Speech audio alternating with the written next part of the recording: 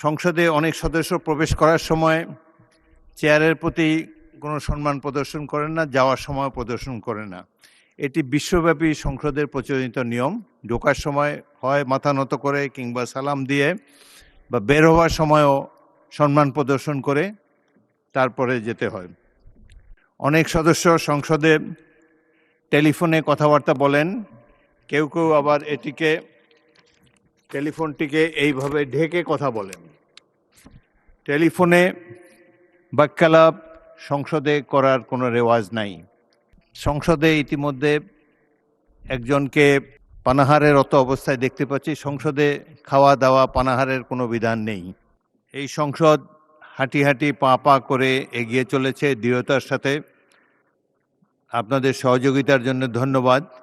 দু একটি বিষয় আপনাদের জ্ঞাতার্থে অত্যন্ত বিনয়ের সাথে পেশ করতে চাই। এই সংসদ জাতির আশা আকাঙ্ক্ষার প্রতীক। এই সংসদ সকল রাজনৈতিক এবং সামাজিক কর্মকাণ্ডের প্রাণকেন্দ্র হয়ে উঠুক, এটি আমরা সবাই চাই।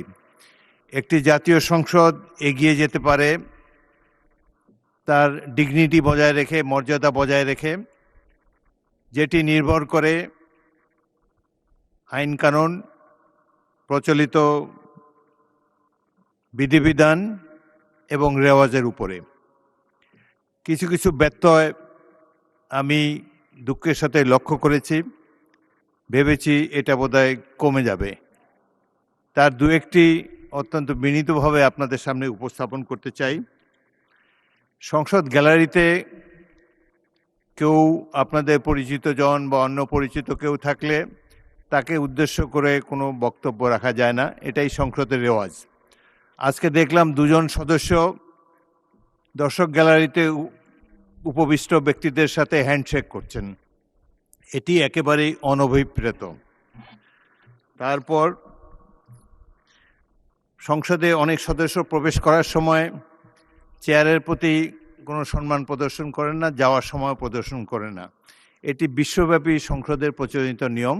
ঢোকার সময় হয় মাথা নত করে কিংবা সালাম দিয়ে বা বের নিয়ম প্রদর্শনকে অনেক ব্যক্তিদের সাথে হ্যান্ডশেক করছেন। এটি একেবারেই অনভিপ্রেত। তারপর সংসদে অনেক সদস্য প্রবেশ করার সময় চেয়ারের প্রতি কোনো সম্মান প্রদর্শন করেন না, যাওয়ার সময় প্রদর্শন করেন না। এটি বিশ্বব্যাপী সংসদের প্রচলিত নিয়ম।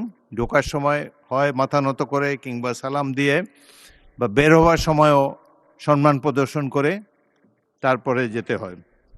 স্পিকার এবং বক্তা যখন সংসদ চলে, এর মধ্যবর্তী অঞ্চল দিয়ে ক্রস করাটা সঠিক নয়, কিন্তু এটি আমি হামেশা লক্ষ্য করতে পারছি।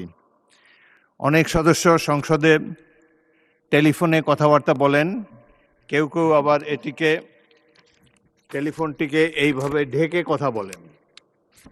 টেলিফোনে বাক্যালাপ সংসদে করার কোনো রেওয়াজ নাই। আপনাদের টেলিফোনটা দয়া করে মিউট করে রাখবেন।